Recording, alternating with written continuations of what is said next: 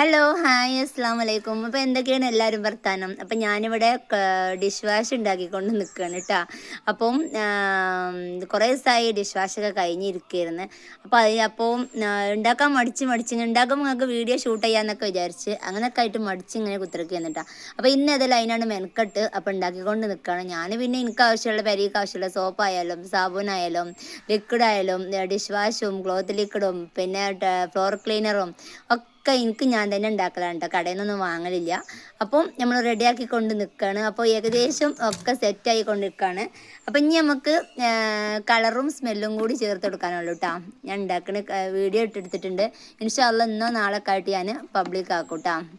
അപ്പം ഇതുപോലെയൊക്കെ ഒന്ന് ഉണ്ടാക്കി നോക്കോണ്ടി, നല്ല ലാഭമാണ് കേട്ടാ. 350 റുപ്യക്ക് 10 ലിറ്റർ നമുക്ക് ലിക്വിഡ് കിട്ടും. നമുക്ക് സിമ്പിളായിട്ട് തന്നെ റെഡിയാക്കി എടുക്കാൻ പറ്റും കേട്ടാ. ഒരു ലിറ്ററിന് തന്നെ എത്ര വരുന്നുണ്ട്? 100 ചില്ലറ റുപ്യ വരുന്നില്ല ഒരു ലിറ്റർ ഡിഷ് വാഷിന്. ഇത് 10 ലിറ്റർ ഇട്ട് നമുക്ക് 350 റുപ്യക്ക് ഒരു 10 മിനിറ്റ് മെനക്കെട്ടാൽ മതി.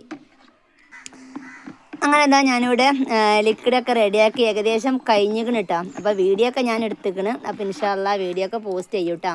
അപ്പോൾ കണ്ടില്ലേ ലിക്വിഡ്, ഇതാണ് നമ്മുടെ ഫയറി, പാത്രം കഴുകണ ഫയറിയാണ് കേട്ടത്.